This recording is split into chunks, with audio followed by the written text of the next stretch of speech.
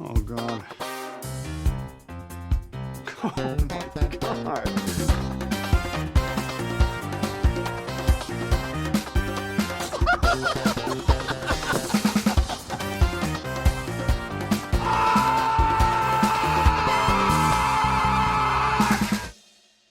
And then some weird shit happened with this guy named Jose, which I'm not sure if you met. Different Jose? Not your Jose, not Josie. Different Jose. Okay. New guy. Newest member of the group, no longer with us in the group, that is. Because of death. For context, the Jose I knew, his like pickup line move to talking to girls was telling the story about the one time he almost got chlamydia. Hey, almost. Oh my God. Also, it proves you fuck. Yeah. And you're reckless. Yes, that was like what he thought. That was his mindset. He was like, guys, they're totally going to think I'm experienced. I do anything. I do it all, That's baby. right. So I fuck with that. man was like before his time, like with years, light years in the future. I miss all of you. I got to come visit. Yeah, no, it's a mess, and we haven't really been cool ever since, basically. But I do want to say, speaking of it's a mess, welcome back to Cage Match, Colin Roundabout Way, meeting Nicolas Cage. I'm your host, Sean, here with my now international co-host, Bathrobe Nick. I'm wearing a bathrobe. Nick is in a bathrobe, and our unbathrobed producer. Peter, hello. I really feel like I should go get a bathrobe, but I would have to go to the store. So I don't you guys own a sit tight. bathrobe. Yeah. I can just take one from Pete's room. We can just charge Pete's room for a bath. Oh, absolutely. They probably charge you like $150 for those fucking things. Yeah, I mean I wouldn't even say it's Do that it. nice of a bathrobe, but it feels good on my bare flesh. Yeah. where do you get bare flesh? Welcoming, where do you get bare flesh? Welcoming back to the Canada. podcast. Clearly. My oldest friend that we've recently rediscovered, Chris Fields. Hey, how's it going, Chris? everybody? I hope you guys are. I took notes on this thing, by the way. Oh, on this whole terrific. thing. Yeah, I'm like there's like sorry. a whole. There's We like brought you back for a whole bunch of doozy. ideas. Yeah, this Yeah, I was not prepared, bro. movie. Okay, so this week on Cage Match, Roundabout, we meeting Nicolas Cage. We are discussing the movie Vengeance, a love story. Mm-hmm. And it is Tongue in cheek. none of those things. None of those things. Yes, I mean, I guess. I mean, it does have vengeance, I suppose. Yeah, it is a vengeance story. There's That's a got that vengeance. going. He's avenging someone. He's not getting revenge himself. No, that would No, be a that's revenge true. story. All right, so I introduced myself. I am Christopher Fields, like as Sean said, one of his oldest friends, if not the oldest, I guess we agreed on. That I still talk to. Also, Yeah. yeah, you still talk to me, so I won the race. You're my black friend. You're the one that keeps me from getting canceled. Happy to be of service. I'm known internationally as Hell Pockets. I actually just got back from Japan a couple weeks ago doing Nice. a gig for a Dragon Ball Z mobile game world esports tournament, which Fuck yeah. yeah, it was awesome. You know, I had a great time. Bandai Namco flew me out there and they, took care of me and it was a great time. And then I came home with gout because all they have to eat out there is pork and noodles. That's so cool. The king's disease. Hey, what's your Yeah. favorite? What's your favorite way to get gout? Like what's the meal of choice for gout? Pork and noodles might be Enthusiasts. it. I think that's it. Yeah, ramen, dude. Like I just cannot. Hmm. I have to avoid eating ramen because if I don't limit myself, I'll eat that every day, right? Yeah. Especially yeah. out there. I'll go out there. I'll eat maze soba, which is like basically brothless ramen, and they just put a bunch of oil on top of it to simulate, wet noodles. Just to lube it up for you. And then I just put Just a really pound of slick it pork in. on it. Yeah, just they lubed up the noodles for me, bro. Yeah. I had that for breakfast one day, and my foot started hurting. I was like, "Oh shit, I totally deserve this." So, but yeah, so I'm a fighting game analyst slash commentator slash former competitor, retired, and brand ambassador for SNK, as well as their number one commentator. And on the side, I work for San Francisco State University in the psychology department. That's right. I forgot like the dichotomy of your life is really Yeah, no, interesting. I do a little bit of everything, Well, right on. Welcome back. Thank you. Sorry, it's not as good a movie as last time because last time we watched Mandy with you, didn't we? Yes, we watched Mandy, and I'll actually say that there was, and it's probably because it's Nick Cage, but there was the subtle level of discomfort that exists in that movie kind of is present here as well. Yeah, you're not wrong. It's a pretty uncomfortable movie overall. Yeah, no, straight up. So you get the honor of giving us a quick rundown of the plot for this movie. Yep. Oh, baby. Don't miss anything. So admittedly, I go into this and I'm like, hey, this is another Nick Cage straight to streaming platform or possibly just straight to DVD because I don't know how old this movie is. 2017. 2017. Yeah, it was wow. a direct release, though. Brought to us by our friends at Patriot Pictures. Patriot Yeah. Pictures. Well, I got to give it to them because immediately out the gate, I think this is like, we're going to Steven Seagal's tier, straight to DVD. Where like he's just in a freaking bar and some young hot chick just happens to sit next to him and he's like, I've got no business being anywhere near you, but you are clearly about to make a move on me. And I'm like, oh God, here we go. But they circumvented my expectations by nothing coming from that whatsoever. Yeah, it's true. It just serves to prove that she's the town hoe. Other than that, he knows that she's a nice girl. Yeah, She's a nice girl. lady. That's what she's known for.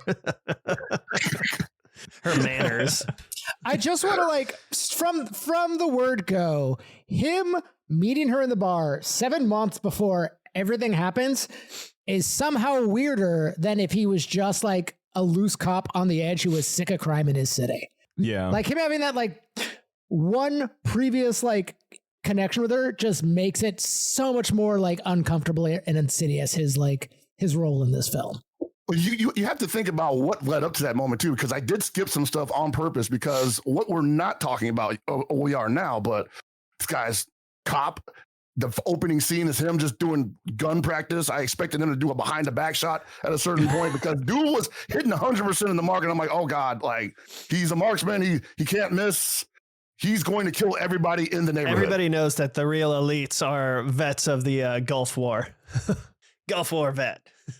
Elite of the elite. I guess that was supposed to be implied by the fact that he had excellent trigger control. Like he had great trigger discipline. That's what they call it. Trigger discipline.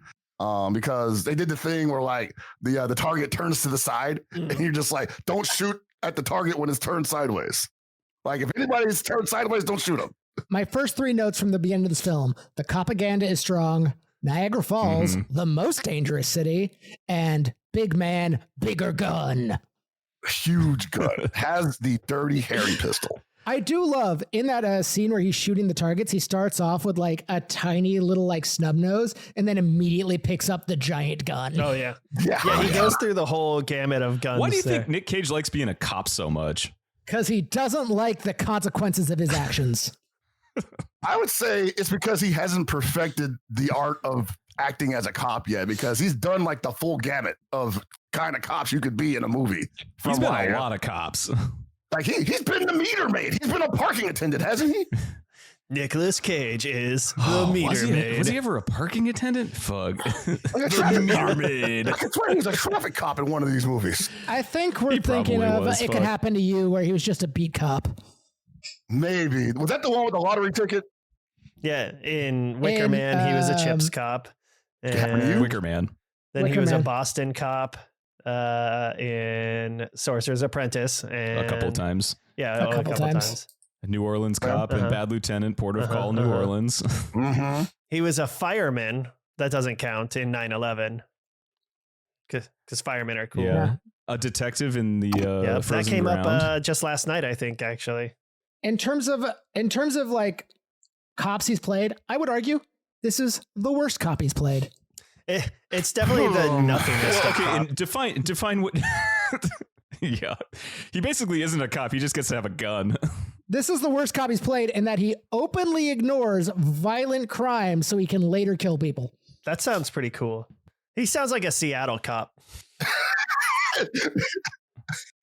So one, cat hanging, and then when dude gets his head smashed through a car window, just so we'd have the excuse to shoot the guy a second later. Yeah. So, okay. Fair warning for anybody. This movie is about a brutal sexual assault witnessed by a 12-year-old girl, and also a animal murder. And also a bunch of human murders, but they're bad guys, Yeah. so it's okay. Right. It's got Don Johnson. Yeah, man. Bro. So I have a note on that where I'm like, has Don Johnson ever played a character that wasn't a piece of shit?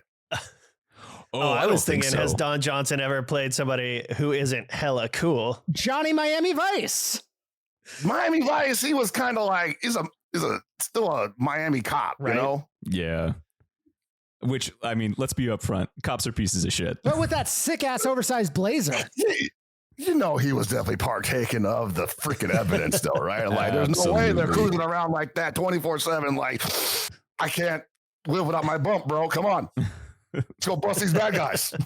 I got a real itch. We gotta thwart some crime I'm today. kidding. I think that and like Nash Bridges were the only time he was like a good guy. I forgot about Nash Bridges. Nash Bridges, bro. There you go. Okay, so let's see. So it starts off, Nick Cage, he's driving with his buddy, his cop buddy, who makes the initial mistake of explaining that he's going to propose to his wife, or his hopefully soon to be wife. You're dead. I just love how so much of this movie was taken in like initial shots.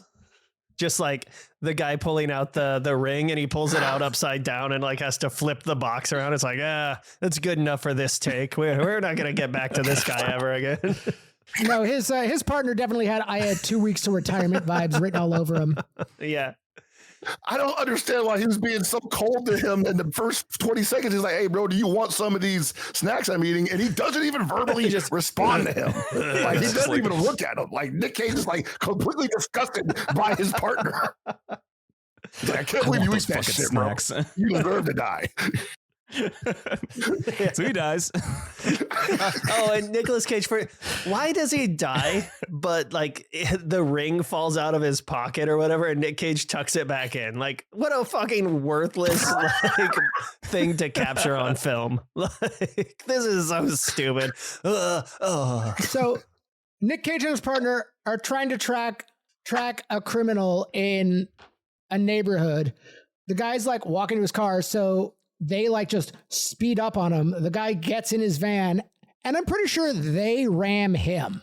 Like they instigate the thing. Guy pops out of van. Wait, are you saying cops are bad? 100%. Well, you did say he was playing the worst cop in his career. I did not realize. I didn't realize till later on in this film what side of Niagara Falls this took place on. So I'm like, this is a lot of guns for Canada. Oh yeah. No, straight up, like I was like, damn, this is freaking dirty out there. I'm never going to Canada. They call this a tourist spot. Like, all right, this is gonna paint me in a bad light, which is why I asked Fields on this podcast, because we only get the partner in the beginning of the film. There's later another cop who is bald and has melanin, and because they're about an hour apart, I couldn't tell if they were the same person or not. you're not the only one, bro. I was just sitting there like, didn't this motherfucker die earlier? Like, No, he's married now. It's great. great. I'm glad he survived They the just shooting. asked the actor to grow a beard and play a second role. It's like, I don't know. We got you for like 2 weeks, right? Nick Cage kills a criminal. Next scene, hero cop in a bar after 3 months of desk duty because he got shot. Meets the girl, Tina. With the dumbest spelling ever.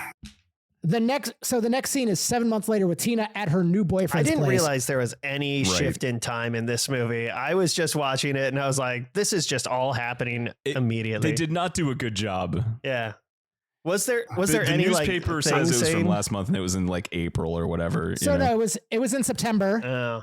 Like Yeah, that's right. The hero thing was in September. It had been 3 months and then it was the 4th of July. So Okay, that's how I this did is the not the math. kind of movie that they shouldn't be asking you to pay attention to the story. They should be spoon feeding these kind of things to you in this movie. There's no reason that I should have to look at a newspaper to figure out That's true. what day it is. 7 months Yeah. later.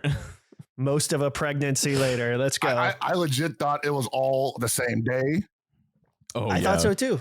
Like It the could way have they been. played Fuck, that. I mean, really. Yeah, like the way they played that. It looked like Yeah. it was all the same day. This dude's hard as fuck. He just got shot and now he's gonna go out here and just pick up some ass. The interaction that, yeah, exactly. Like the interaction that he has with Tina in the bar. I'll say I was surprised that it did not go in the direction that it was obviously leaning in, and so I thought that was kind of nice. And sweet of the director or the writers to be like, yeah, we're not gonna make this. This is not that kind of story. Oh, you mean they weren't going to shoehorn a backseat handy into this movie? You'd assume, based on the title, that Tina and Nick Cage's character would be the a love story of this movie. It's not. I think the love story is about shooting bad guys. After the 4th of July party, Tina walking her daughter home, trying to bond over their shared trauma over losing Tina's husband. What is the daughter's name? Bethel. Her name's Bethel, but they call her Yeah, Bethy. that's fucking dumb. Bethy, there we go. Yeah, Bethel. Bethel was the name of my first car. Really? Yeah. That's a I've car's never met name, a- bro. I've never met a Bethel. It was a That is a Nissan car Quest. name. It was a minivan. Yes, You bet it was. That's a total Bethel. absolutely. Bethel in the movie totally not car size though, so No. I don't. That's why it made it more confusing that her mom was like, "Hey, let's Not take this car size. shortcut."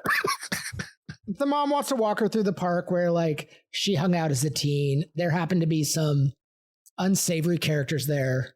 Total shitbags. Yeah, who do a Were you going to say a needless rape? What's needless about this scene is how long it fucking goes on. It is entirely it verges on torture porn. It is gross. It is Yeah. unnecessary. It lingers on the maybe dead body of a pantsless, bloodied woman for way too long. I want to side note this by pointing out that I started watching this movie at work in the office. Oh. That's a weird flex. It's like, hey guys, I'm going to watch this. No headphones. Nobody talked to me. Yeah. Bro, no, I'm just saying, like, when it started happening, I was like, oh man, they're really gonna. Oh, they're really. Oh my god, man. It's brutal. I mean, and that the girl, she has to watch the whole thing happen, and that one guy is like slamming on the cage area that she climbs into. Yeah. It's fucking anything with kids in danger in particular always gets me like really fucking Understandable. angry and stressed out, When you started talking about slamming on the cage, I just thought Cyrus the Virus. That was not the energy that this scene brought at all. Yeah. It was not. Yeah, no. Them ahead, dragging Sean. Tina into the boathouse by her hair, they could have just slammed the door there, and that would have been a much more like powerful You can cinematic piece scene. it together what happened. Yeah, but no, you know? they go for No. it, and they did not need to. No, it was a lot of grotesque whatnot. And My note at this point was, man, fuck this movie. yeah, I think the only thing I got from that scene was just like, okay, that's the kind of movie this is gonna be, right? This is what the producer and director decided they would put on film. And the thing that bothered me about it was that then they tried to like, it's hard to say, right? Like you watch a lot of SVU, and I felt like I was watching the extended episode of SVU. After That's that, a great like, way of putting it. Yeah. It's got its court part. It's got its like crime part. It's got the cop shit. Yeah. It feels like that, but way too long. It felt like they left the rape scene in because they needed to pad out the minutes on the film. They're like, oh, we promised we'd get it over an hour 32, and here we are, like an hour 30.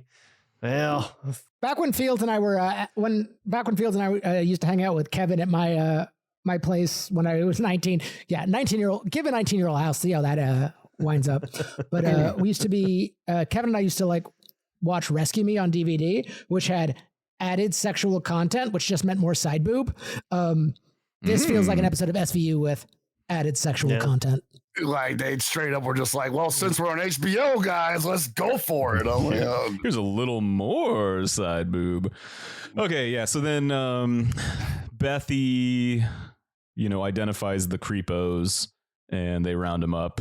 Then we get introduced to the creepos' parents, which one of my favorite characters from this movie is the dad, who just is like, he's a total piece of shit, but also has some of the funniest lines to me. And his reactions to everything are just like so perfect. This guy looks just like the singer for Iron Maiden, bro. You're not wrong. I was like, what the hell? He also was in a movie with Cage we just watched recently. He played that guy Sideburns in Seeking Justice, the Guy Pearce one. Oh, really? The guy who didn't have sideburns, wasn't he like bald headed or something? Sideburns was bald, and He was, exactly. He had no sideburns at all, and he just had his nickname was Sideburns. But yeah, that dad, there's the lawyer scene where they're talking to Don Johnson, and he's like, okay, it's going to cost this much money. They got to put up their house, whatever. And the dad is like, okay, so wait, we pay you twice because it's two sons. Mm-hmm. But they're charged with the same crime. So one story, like a woman has two babies. They ain't twice as much work. She does the same thing for both. That's why she's got two tits, right? That was What's a good brilliant. line? I also want to say, like, they get the lawyer recommended to them through their priest, and yeah. Creepy priest, too. this lawyer is recommended by the priest because this is the lawyer the Vatican calls when they have trouble. Undertone, this is the lawyer they call for child rape. He seems like a bad guy. Yeah, they're all bad ton guys. of good stuff going on here, right? Like a ton of people just making an honest living. Don Johnson's court scene is the most just like, one, he would have been kicked out immediately because like Oh yeah. he keeps walking behind the desk behind the daughter, like when he's giving his opening statement, and like the actual like prosecutor is like, you know, objecting to all this shit, and the judge is like, that's fine. He's a good old boy. He can like creep on the 12-year-olds during his opening statements. Oh my God, man. I was actually pissed about that. But okay, so you're right. The courtroom stuff is so funny to me because also it's like they suddenly are in a trial, like for no reason. Well, because it was supposed to be just the arraignment where Right. she identifies them, but Don Johnson like finagles it to be like the opening statements to try and get power. But he's also good old friends with the judge, so we're supposed to see that every level of the process is corrupt. Like they paint Tina as a whore because she's a widow and, you know, has had some boyfriends over the years. The whole thing is disgusting. Like it really upset me. It is. And then one of the things I was like, okay, so the rapist is sitting there like on display, and as Tina's walking up to be put into the stand, he goes, Tina. It's like, what the fuck are you doing, dude? Yeah. Is that not intimidating the witness? Like, what are we talking about If nothing here? else, Right? it's being a super ass creep. Yeah. Also, and the defense attorney says that there's no lack of DNA evidence. So the defense attorney's like, yeah, they all had sex with her, but she sold herself to them and then raised the price afterwards, then attacked them. So they were defending themselves by beating her to near death. That's more than like self-defense. It's more than self-defense. And so they actually did something that was very subtle, but I like that they did it because even though it looked like they had the gallery on their side and they were likely going to get the jury on their side about the rape stuff, the assault side was indefensible. They were probably going to eat 3 years on that. That's something that they Right. brought up later on when they were talking about cutting the deal and avoiding the actual trial portion. Because he was just like, because Don Johnson's character tells them straight up, like, look, guys, this goes to jury. You're probably still going to eat shit on this, you know? Right. There's probably something that's like, they did too much, you know? You roughed her up a little too much. Right. And there's always the chance at a jury trial that they're going to go the wrong way for you, quote unquote. Exactly. And I think he based that on the fact that, you know, she was a very sympathetic witness. So I had to watch this movie in starts and stops because the court scene, like the rape scene was just gratuitous. The court scene just upset me so much because the judge clearly doesn't care about what's happened, like is just outwardly rude to Tina. And then Yes. when Don Johnson's giving his big opening statement and the whole gallery starts clapping and cheering and standing up, the judge Yeah. doesn't call order and only calls order when Tina has a mental breakdown. a mental breakdown. Yeah. That judge sucks. So it's just like this whole thing was just disgusting. So we're supposed to see how this like is flawed on every level. So it requires like Nick Cage take things into his own hands, but it doesn't ever build on that. Like every No. 15 minutes, like the tone of this film kind of changes. That's a good way to put it. And this is what I was talking about post-rape scene where the tone dramatically tried to shift back to, well, this is what we were dealing with earlier, you know? I mean, the fact that after it's over, Nick Cage's character just happens to be driving along the road where this occurred, Right. Yeah. The circumstances of that. finds Bethel, right? Like, it's just like, what are we doing? Like, what kind of movie is this? Well, and then so later Tina gets brought home, gets Mhm. brought home, is recovering. Well, to her mom's place. Her mom's a piece of shit. Yeah, she sucks. But Bethy gets home, is looking for the cat. One of the criminals kills the cat and hangs it on her front porch for Yeah, that was fucked Bethy up. to see. Nick Cage drives by, is a cop, drives by, sees the car, pull away. There has to be a restraining order at this point. Pull away, drives by, sees the Absolutely. hanging cat and the little girl, doesn't stop. Doesn't pull that guy over. This is what I'm Yeah, saying. that Like, was weird. He's actively ignoring their crime so he can murder them later. When I'm just like, it's all uncomfortable. It is. It's weird. Am I tripping, or was that all the same day? Like he literally just left the house after bringing. No, because she's coming home from a She's coming thing. home from school. The Yeah. time frame it's very choppy. It's jumped around a lot. It jumped around. So, but he just happened to be there, right? And he's wearing like the freaking leather jacket, like staking the house out for whatever reason. And then sees the guy do that. I do like how he gets a crime jacket when he decides to take the matters into his own hands. I had a Vengeance note where I jacket. said, how come he's dressed like Ghost Rider now? Like, what the hell? For vengeance, excuse me. Yeah, exactly. Yeah. Spirit of vengeance, dog. Okay, so Tina in her meltdown is like, I'm gonna kill myself. She just is standing on the edge of Niagara Falls. Can people just stand on the fucking edge of that thing? Can you I just thought like there were supposed to be guardrails, right? you would think there would be if nothing else a little basic ass guardrail, because like obviously this comes into play later for the vengeance, but like I just was looking at that, I was like, that seems really unsafe. You just like jump into Niagara Falls. You know what? I thought about that. I was watching that scene and they did the shot of her looking down into it. And I flashed back to that Superman scene where the kid just fucking falls into the waterfall. Yeah. Oh yeah. And I'm just like, yeah, that could happen. But Superman took place in the 70s. Yeah, well, they didn't care about seatbelts, right? So Yeah. makes sense. Niagara Falls is hard like that, though. Hard as hell, man. Like I had no idea that it was so hood in Niagara Falls, Oh man. yeah, Like, the city, man. bro, Bethel gets ran up on in the ice cream shop. Like, what the fuck? Dude, that girl, like, fucking, what an asshole. Yeah. Wow. Well, during the opening credits, all like the like gangs run amok, like of Niagara Falls, the most dangerous city in America. Meth has taken over. That's right. Thank God for cops, right? Okay, so then we get introduced to my second favorite character, one of the sleazeballs, which all of them look like fucking, close-up magicians. One of them gets murked off real quick. I don't think we have to talk about it that much. Nick Cage immediately shoots him in the head. He's dead. Whatever. But then the other two brothers, one of them's getting a tattoo, and he's my favorite. He's got this He's little played fucking by braided. Rocco Nugent. Great name too. He's got this braided like rat tail in the front Yeah. sort of thing. He's getting a tattoo of a piece of pie. Well, he's 'Cause getting one day- words and he wants pie over it.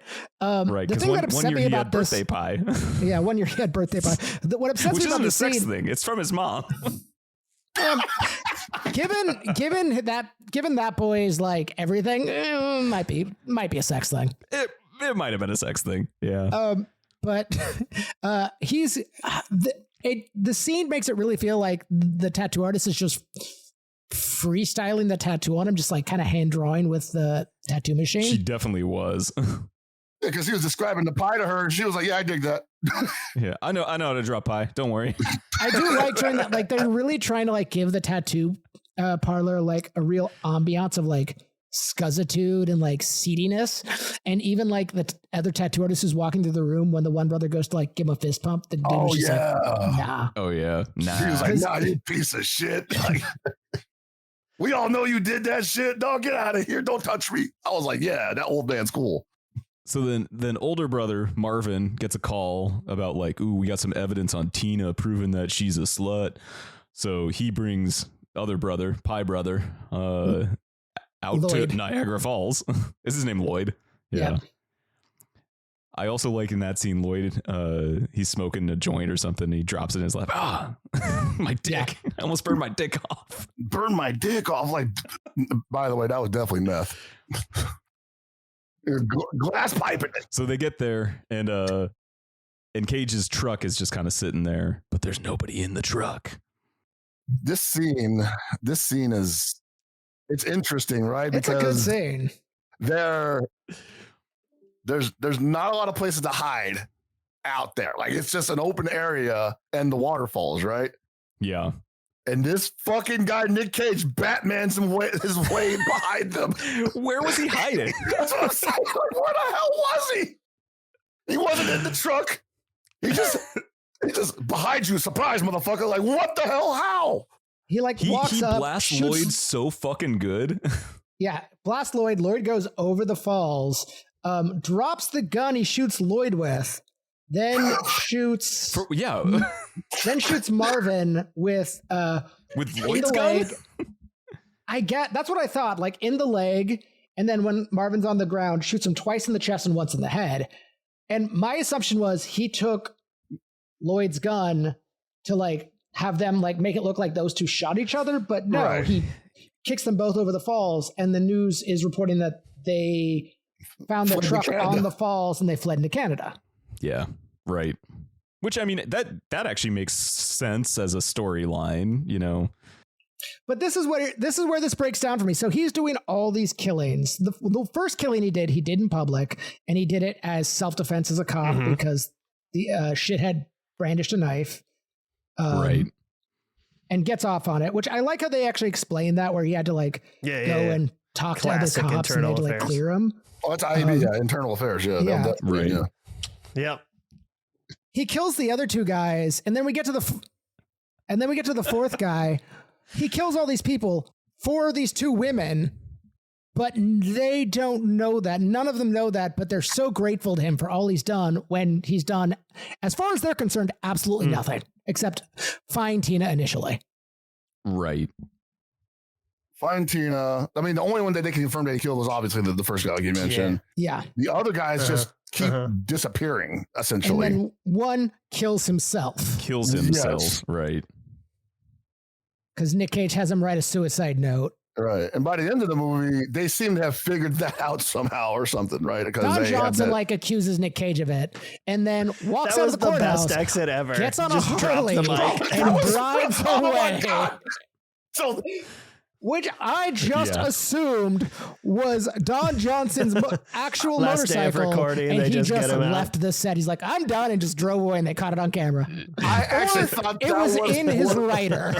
That is one of the single best bits of comedy I've seen in a long time, because comedy is defined as subverting expectations. no helmet, This nothing. motherfucker just jumps on a Harley after leaving a courthouse.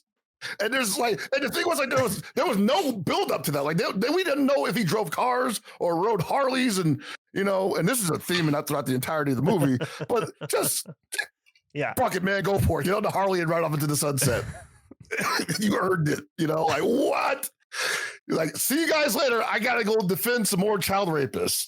Hop on my I Harley. and I'm shooting legitimately thought that there was going to be one more vengeance situation, and I thought we were going to end up seeing him like. I thought that Nick Cage and his partner were going to go report to a scene of an accident, and it was going to end like, because they get called at the end. It's like, oh, there's something we got to go do. I was like, oh, it's going to be he's going to be dead. His motorcycle fucking blew up. Sugar in the tank, whatever. Nope, this movie does exactly what it says it's going to do and then ends. It's like Nick Cage gets vengeance, movie over. Like, no. Maybe he finds love. I don't know. No, that's exactly what happens, because the a love story is the last tacked on scene of the movie where they're saying goodbye to Nick Cage through a chain link fence. Dad. And the little girl, Bethy, says, "I love you." And Nick Cage says, "If I ever had a daughter, I hope she grows up to be like you." That's the a love story in this film. Turns out he loved the kid, not the mom, I guess. Bethy and Nick Cage have 5 scenes in this film. Tina and Nick Cage have 4 or 5 scenes, 2 of which Tina is in a coma. They have no connection whatsoever. Like, They do have a connection. She threw pussy at him in the first 5 Yeah, minutes. exactly. That's all you need. He could have hit. He could have hit for sure. You definitely could have hit that. which makes this so much creepier than it needs to be. If they just had never met, if he only met the daughter first after the crime, would make so much more sense and be so much less weird. Man, I fucking hated that chain link fence scene just because, like, from a filming perspective, it's like, this is a sensitive moment and you're just like blocking one person's face either shot, like with a fucking tight cop chain link fence. Like, fuck that. Most of this movie is like fairly well filmed, fairly well shot. Like everything is pretty decent overall for like a pretty low budget movie. That's one of those where I was like, what is this DP doing? Like, what the fuck were you thinking? That doesn't make any sense. Is it just so they could have that moment where you can put the fingers through the fence and she can put her fingers through the fence? Is that it? Probably. I would say that was supposed to be a big payoff moment because they actually filmed that little sequence very well. And you could kind of catch the emotion on that. The only problem was that it felt undeserved as hell. Yeah. If somebody did a bunch of like unrequested murders for you, and then like at the end of a long week, you like catch up with them, how do you feel about that? Like generally, like you personally, would you be like, oh man, that's so cool of Steven to just fucking knock off all those guys? I'm so glad Steven murked off all those people. That exactly the same I got affronted situation. One time, you know, and somebody made fun of my messed haircut. with my and he haircut. just, like, Yeah, killed those motherfuckers. Can you take care of that for me? Same thing, right? Also, they're moving to California. That's the end of their story, is that they're just going to California and they'll be happier here. Right. Which I'm like, why? Like, what is in California for someone who has gone through what Tina has gone through? I mean, maybe better healthcare, Yeah, better there's that. psychiatric services, sure. But I don't know what the population of Niagara is. It's probably not that big. So it might be nice to go someplace else. possibly it will be a little more anonymous, because it's clear Anonymous, you could yeah. not be anonymous in Niagara Falls. Right. I'm pretty sure everybody knows Yeah. everybody. Tina's Bro, a they all hoe. showed up to that hearing and they're like, yeah, we all know that whore. Like, fuck that bitch. I'm like, what the hell? Those boys are innocent. They never raped anybody, at least unless they didn't. You can't rape the willing, which is basically Just the look moral at of the story. their totally normal faces. That judge was a piece of work. Yeah, make that bitch take off her He sunglasses. was a piece of shit. Like, what? That judge. It's a distraction. That judge is one of the biggest villains.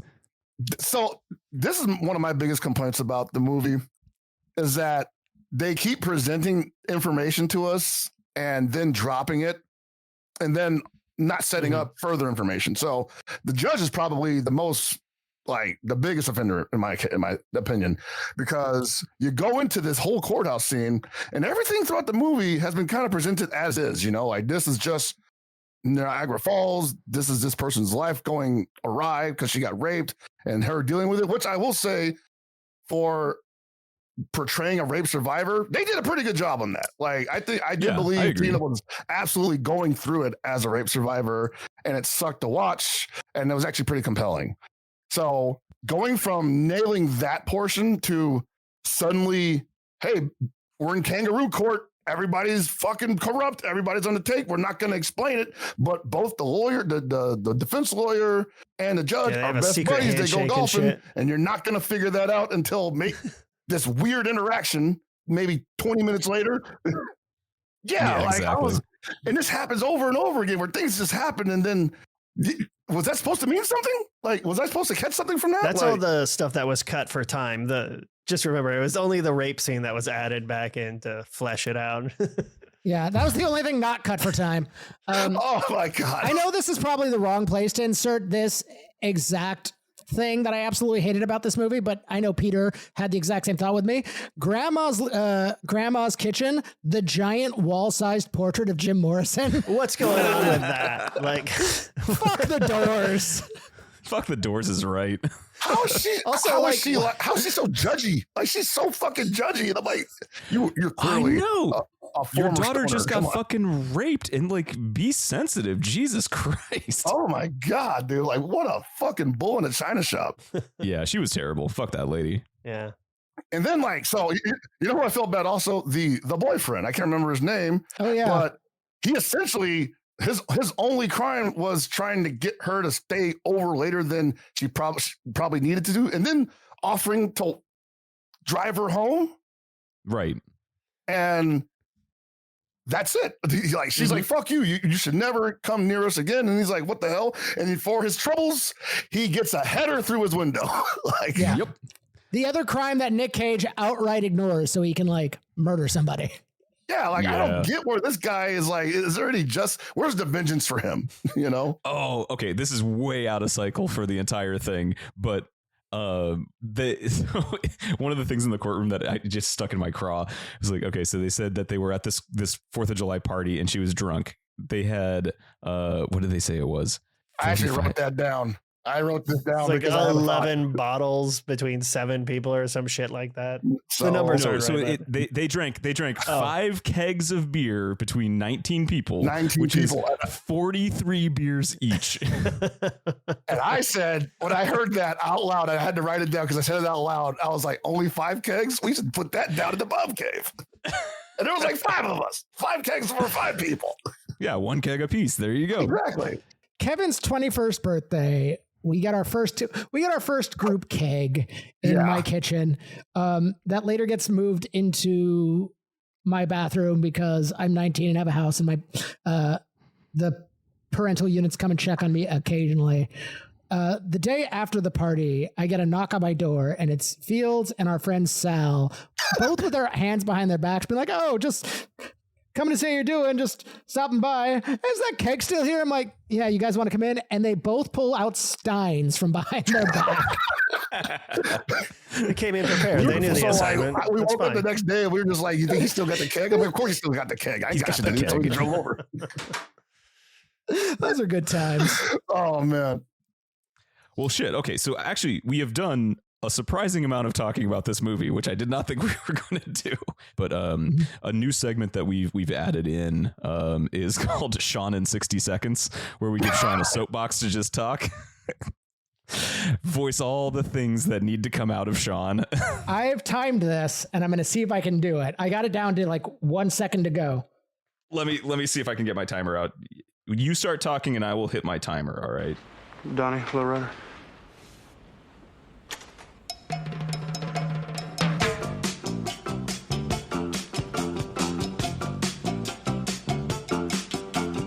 All my friends know the low rider. The low rider is a little higher.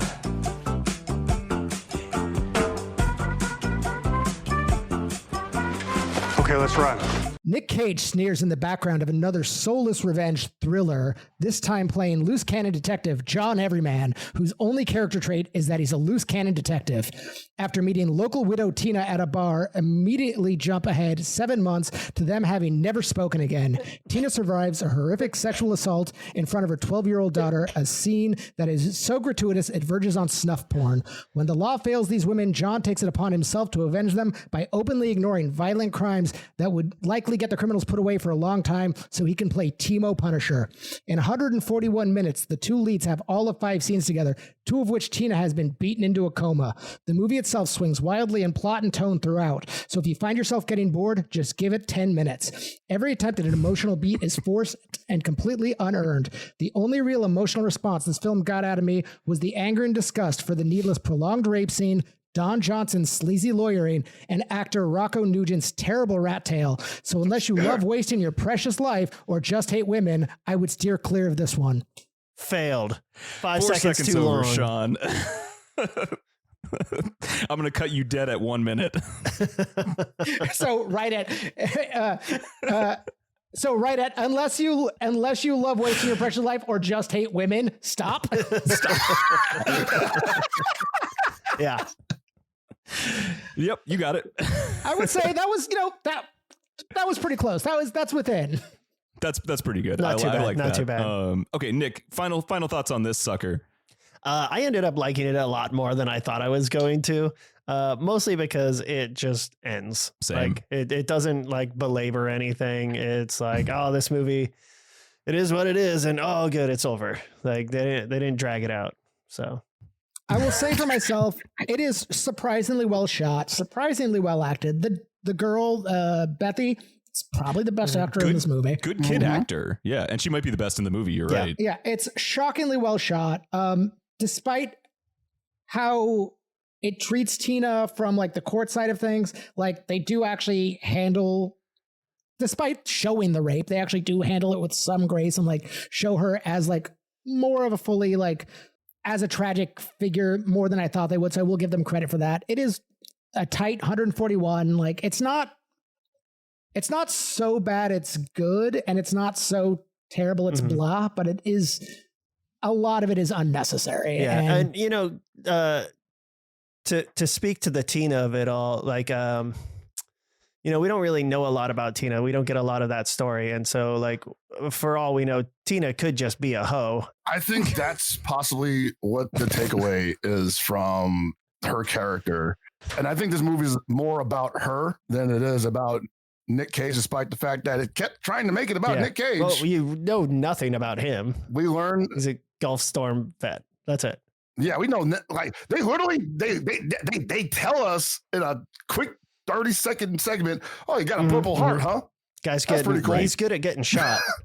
when writing that little ramble, I couldn't remember Nick Cage's name, but I wanted to use the joke John Everyman. I'm like, let me see what his actual name is on IMDb to like see if this joke works. And he's only credited on IMDb as Perfect. John. Yeah. As John. So I'm like, And Because she's a prostitute. Because she's Just another John. I just that adds a whole wrinkle. That adds a whole. We're gonna have to wrinkle. watch this movie again now, with that in mind. Again, I clearly was not watching it the correct way. next time watch it on a plane. Yeah, Absolutely. That's how Nick likes to watch the most uncomfortable of Nick Cage movies. generally. Headphones off on a plane. You guys mind? I gotta watch this scene real I'm quick. gonna get an IO seat, and I'm just gonna watch this real quick. I would say the biggest problem that hampers this movie, because it has a lot of good ideas, I think. It attempts some stuff that is all like, I don't hate it for trying, but I feel like in the moments where they wanted us to accept implied information, they never actually implied anything. The fact that Tina's the town whore was something I didn't realize until the court scene, because there had been no interactions with anybody in town up until that point. Well, Fields, you see, she was wearing a shirt with no bra. Oh yeah, No. look at what she's wearing. Yeah, the bartender kind of like sets the stage or whatever. There's just a lot of Jesus exposition. Christ. I think in that case, I read that more as like, oh, she's a widow and she's out here trying to rebuild her social life, which is, it wasn't colored with malice, like the intent wasn't ill when he was telling John about Tina. He was just saying, yeah, that chick's probably gonna, go home with somebody tonight because she's always about having a good time since her husband died. Right. I never really got the vibe that the whole town fucking hates Tina. Like, well, by the end of the movie, you until did. the court scene where it's like, oh shit, the entirety of Niagara Falls That whole fucking town Tina. hates her. Yeah, for Damn. sure. I do like how the two brothers, who are clearly in their like 20s, still share a bedroom. Yeah, that was pretty great. They didn't have Jim Morrison on the wall though. It didn't have Jim Morrison on the It wall. ain't much of a house, but it's all they got, okay? At least they had it. Dude, the fact that the dad's like, bro, like we sold our house for these dumbasses. Come on. That dad was so Oh, sick yeah, of no, their he shit. knew. He was oh my him. God. He He said was the 3 years. I best. think that's all. He's like 3 years is pretty good considering. I will agree. I do want to agree with Fields though. This movie did attempt a lot of things and it tried to attempt them well. The problem isn't with the subject matter as much as it is the execution. Yeah. Yes. I think that's where it absolutely. falls down a lot of the way. This fell into that pocket of his movies where he's just sort of like ham-faced, and it came out and he's a name on it, but nobody went and saw it. Like Ham face. the That box is for the this- most amazing description of that level of Nick Cage acting. Just the half lip sneer that he has the entire time. Right. So like this thing, it must have been a direct to streaming or close to it, because it's like box was $73,000 or something like that. yeah, Like it played in a couple theaters for a couple of people, and that's it. Yeah. And it feels like one of those. It actually feels like a higher quality version than that, but it does feel like that for sure. But yeah, next up we've got Inconceivable, which I read one review of, because again, it's in the same pocket of like not great Nick Cage movies.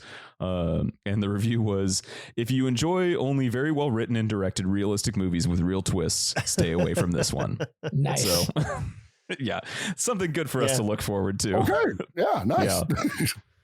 Anyway, if you are interested in supporting us, we are on Patreon. Thank you to our Sparkle buddies Josh, Josie, Matt, Adam, Bill, Stuart, and Willow, and to our cage dancers John, Freeman, Nathan, and Cameron. And if you are in the Seattle area next month, April 11th, we will be doing a showing of Prisoners of the Ghostland at a local theater here. So come join us. It should be very fun. It's a great weird ass movie from Patriot Pictures, apparently. Yeah. Is that all the details? Like, we're going to watch a movie at a local theater, and we're not going to tell you which one. Also, it's at the Beacon Cinema. This is in no Columbia secret. City It's in no Seattle. secret where Thank we're you. doing this. Like, you don't have to be in or cool. Yeah, we want people to show up. You should show. You can find Just it. Come knock down on the in. doors of every You need the local cool theater. judge handshake if you want to come Every see low this movie. budget hole in the wall theater. Yeah. Ooh, I'll wear. This is an appropriate movie for me to wear one of my jumpsuits. Oh, the one with the testicle Oh yeah, bombs on it. absolutely. It feels very jumpsuity. Can we put Yeah, do testicle you have bombs bombs on, on your it? On the suit? balls? I don't. Please don't. All right, thanks, Fields. Oh, of course, anytime, Oh, guys. You got anything coming up, Fields? You wanna plug? Oh, yeah, promotion. plug away. Well, it is tournament season. If anybody that is listening to this is an FGC aficionado and they're following various events that are happening around the world, I'll be at Texas Showdown in Houston, Texas, this March 25th till March 31st. And then I'll be in Las Vegas for Vegas Climax from April 2nd to April 6th, I believe. And then I'm going to be possibly in Japan for Evo Japan and first weekend of May. I don't have a date for that yet. And then Chicago at the end of May, Memorial Day weekend for a combo breaker. And then Vegas again in the end of June, 25th for Evo. And I think I'm done after that, maybe. Hell yeah. Yeah. Cool. Thanks for being here. Thanks for listening, everybody. And we'll see you next Nice. time.